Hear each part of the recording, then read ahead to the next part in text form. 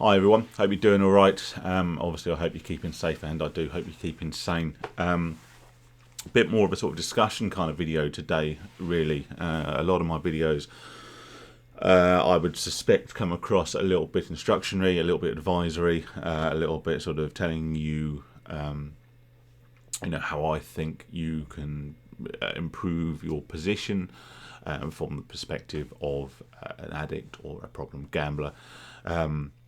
Or how I would suggest you go about making certain positive changes in your life.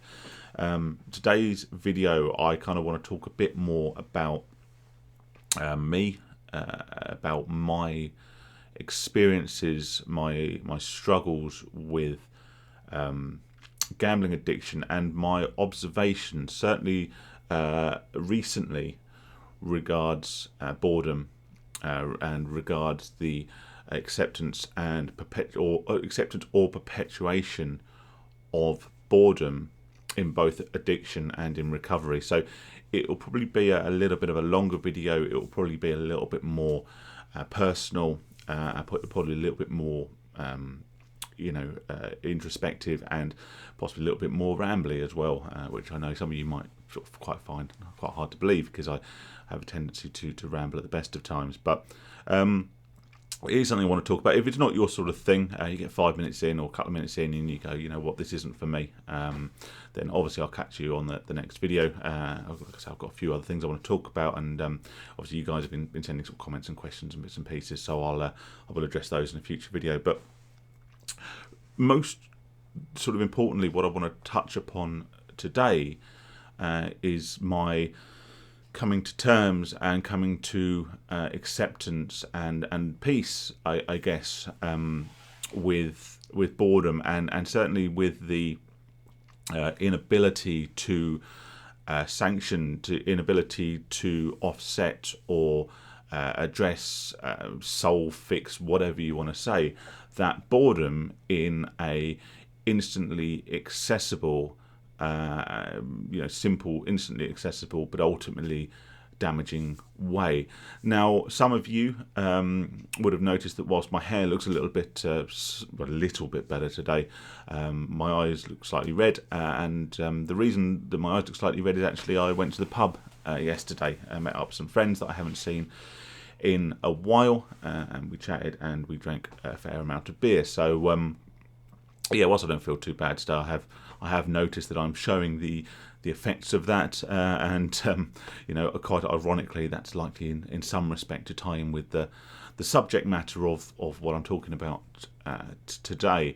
Now, we are, at the time of recording this, coming out slowly from a third national lockdown here in the UK, which has restricted our abilities to most leisure facilities, to most social activities, and if the rule of the letter of the law is obeyed, as of course we should all have been doing, but I know from personal experience and from people I've spoken to that people have, I'd say interpreted, but I would just possibly suggest ignored certain elements of the rules to their own ends, would actually have, if we had followed that to the letter of the law, would have pretty much kept us in relative isolation for a period of months. Now, naturally, this can lead to a feeling of boredom. It can lead to a feeling of loneliness and to kind of monotony. I've been working throughout, but the monotony of working from home, not seeing people, and then living from home as well, and barely leaving the four walls, has the propensity to cause sort of mental problems amongst even the sort of the strongest mental people, and I don't class myself amongst those. In the first lockdown, I addressed this boredom, as has been my way, through various sort of substances and behaviours. I addressed my boredom primarily through alcohol. I tended to stock up on alcohol, and in the evenings I would sit in the garden.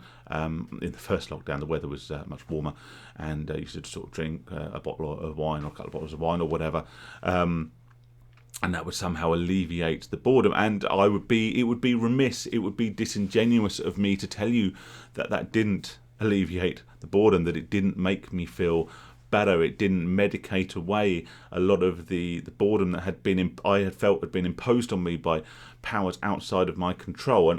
And it's important to consider, I think, from my perspective, why I was drinking, and that the reason I was drinking is because I wasn't gambling. Ultimately, if we'd rewound the clock another year or so to prior to my most recent recovery, which, touch wood, I'm still in, then the propensity, the motivation to solve that boredom would have been through online gambling or something of the sort. So I very quickly got into a habit of self-medicating, self-fulfilling through alcohol. And I've spoken in the past about my love of going to the pub, my habit of going to the pub as a means of a social outlet, but also as a means of entertainment and as a means of scratching an itch to which I'm becoming more aware of its origins. I believe to some extent this a sort of very obvious social and cultural boost to myself is in many ways replacing that sort of psychological chemical endorphin boost I would have had previously during the years of my gambling addiction. So why is this important? Well, what I did in the most recent lockdown is I made a conscious decision to not do that, to not medicate with alcohol, to not try and alleviate my boredom with alcohol. Now, this decision was based on quite a number of factors. Firstly, how it made me feel the first time around. We all know that alcohol itself is a depressive, and if the circumstances that you find yourself in are not preferable and are not in line with your own characteristics, and you find that they are causing you psychological or mental health issues, alcohol, whilst allowing a temporary alleviation of those short-term psychological issues, acts as a long-term catalyst to further mental health problems. It was leaving me feeling very low in the mornings, very depressed, not in such a physical, hungover, I feel terrible kind of way, but more in a kind of extra emphasis on sort of helplessness and lostness and this boredom that I speak of. Another reason I made that decision was a health one. I have suffered from a number of health issues, not proven to be directly related to alcohol consumption or indeed to my physical well-being or how I look after myself in general, but it would be, regardless of I presume that the medical diagnoses, it would be remiss of me to not acknowledge that the way I look after myself, the way I was treating my body, may have had or should or must have played some part, shall I say, in the perpetuation of things like the gout that I was suffering from. So I needed to really address these health issues, and in order to be in a position where I could, with a clear conscience and with a clear mind, go and seek medical assistance for these problems, I needed to be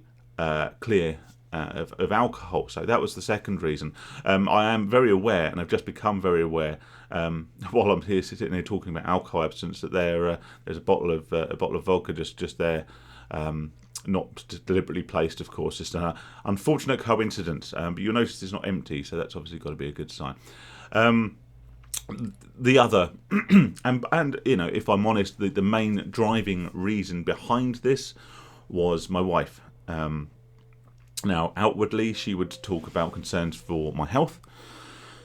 She would talk about concerns for our longevity together, as in our life together, because I seem to have I seem to have an enduring propensity and motivation to cut mine short, and she was concerned not only for that, but because also my lack of concern about my own health and about my own self, and the fact that this likelihood that I could shorten my own life expectancy and our expectancy of a life together was of less concern to me than she felt it should be, and certainly that it should have been. Excuse me. And also, I must admit, and this would have come almost certainly from within me, because as we know, we tend to be almost reservedly, often too reservedly, open to our other halves and even to our friends and other family members about matters of such. But I felt I was getting significantly less attractive. Yes, that was possible. I was getting out of shape and all the rest of it, and all the connotations that came with that. So that led to me to wanting to not only abstain from alcohol, but also to look after myself a lot better. And I started to exercise a lot more. I'd love to cut now to a gym montage of me lifting weights and doing all that sort of thing, but it wasn't. It was a case of take long walks. I was out of the house often for 2-3 more hours a day. Walking, occasionally jogging, occasionally, just mixing it up, just enough to get sort of my heart rate up, get some fresh air as well, which is ultimately very healthy. And then coming home, and rather than coming home, cracking open beer and sitting outside, I'd come home and I would try and do something productive, even if it was to cook dinner. And by cook, I mean stick something in the oven, because that is pretty much my limit, although I'm getting better. So I was doing that, and I was supplementing my soft drinks with non-alcoholic beer. If you are going through this, I recommend Beck's Blue. It's very low in calories as well, so I could drink that. And I noticed, I'd love to say overnight, it wasn't overnight, but I did notice that physically I did start to feel better, and I did also start to see the benefits of this. But what I want to talk about more, though, is about how it changed my way of thinking. I was bored, and that's not unreasonable in a situation where you're not allowed to see your friends, you're not allowed to see your family, and you're not really allowed to or able to indulge in many of your normal leisure pursuits that you would choose. So I was bored, and I would love to say that I embraced the boredom, and I guess over time I did, because I was embracing these new behaviours, because I was starting to see the positive effects that they were having. However, walking around housing estates and sort of local areas for hours and hours every day without travelling too far from your house can only hold its interest for so long, and it did become a slog. But what it did do, and this is something that I've since read a lot about, again, as I always say, from people far more knowledgeable, far more expert than myself, is it lowered and reset that level in my brain, that sort of default resting level of boredom, I guess, and also reset the level to which that needs to be raised to lift myself out of boredom.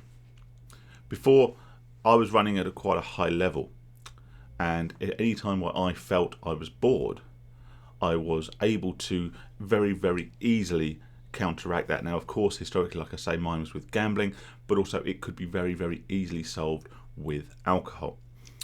So with the consistent and obvious and open availability of both these and also other products, substances and behaviours that allow us very, very quick elevation from a state of boredom, and I'm talking, of course, about gambling, alcohol, recreational drugs, pornography, all of these sorts of things,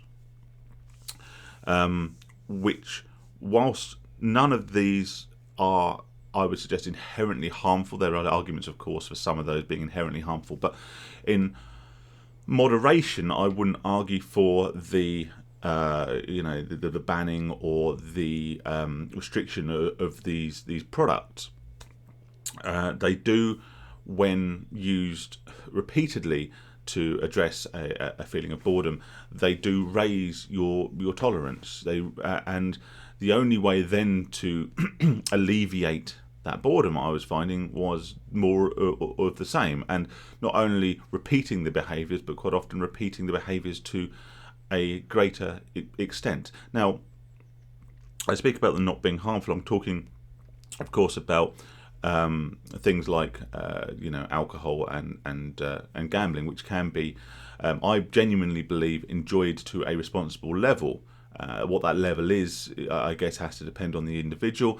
Of course, things like recreational drugs vary immensely. I mean, I can't imagine many people are thinking that a recreational use of heroin is going to end particularly well, and pornography is a completely different topic. But if we keep it purely as a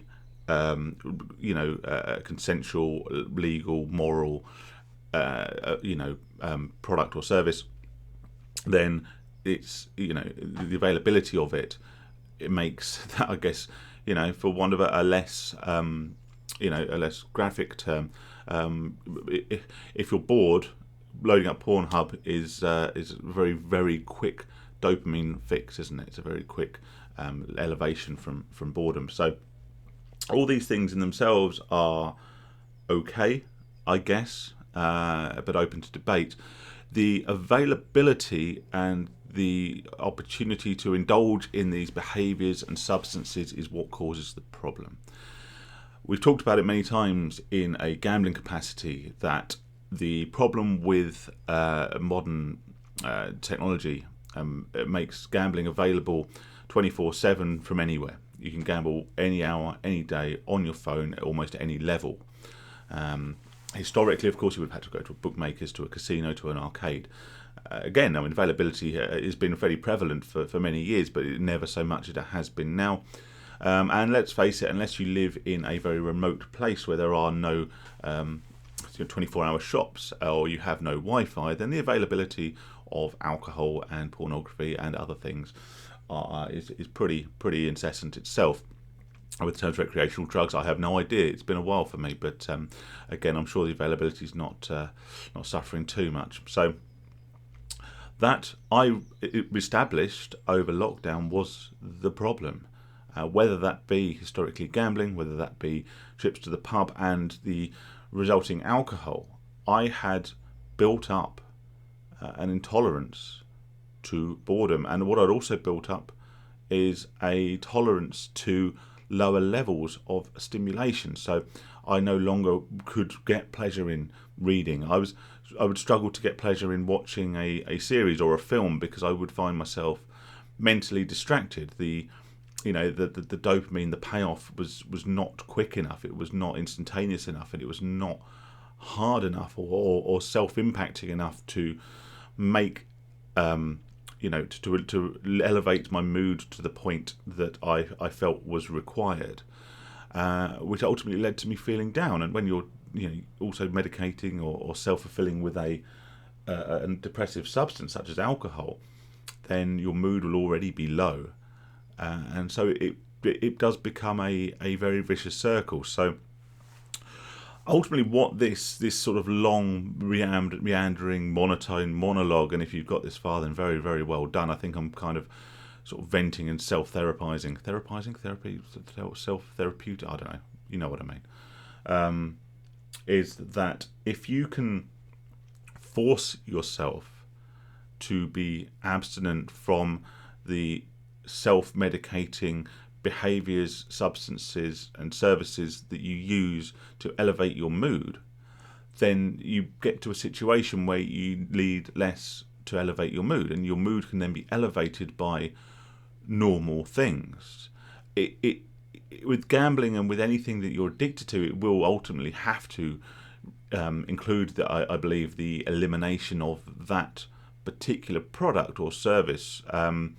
What I don't believe it has to do, as hopefully my venture to the pub yesterday will testify, is I don't think it has to eliminate other high impact, high dopamine, quick pleasures from your life, but it does make you much, much more aware of cycles of behaviour.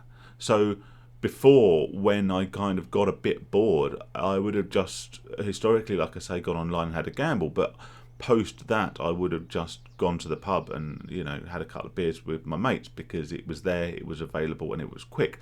But ultimately, it was unsatisfying, unfulfilling, and just perpetuated a cycle where I was no longer able to elevate off the base level of boredom through other, maybe more constructive means, such as working on my business, making these videos, writing things, and all the rest of it. So I hope that is possibly borderline interesting-ish. Maybe it reflects, if you guys are in recovery, how you felt. I don't know, if I'm honest, whether I would say I'm generally happier on a sort of a base level now, but what I would say is that I can now find an element of pleasure, and I can alleviate boredom, and I can elevate my mental state and elevate my mood with a much wider spectrum of behaviours and activities, whereas before it would have needed to have been something that was sort of high impact, instant payoff, alcohol, gambling, drugs, whatever, in order to actually sort of satisfy that. Thank you for watching, if indeed you've made it this far. Let me know if you like this style of sort of introspective kind of rambly kind of video. If you don't, that's absolutely cool, and I'll go back to probably the more classic style in due course. But it's just something really that I kind of wanted to talk about. So yeah, until then, stay safe, stay sane, guys, and look after yourselves. All the best.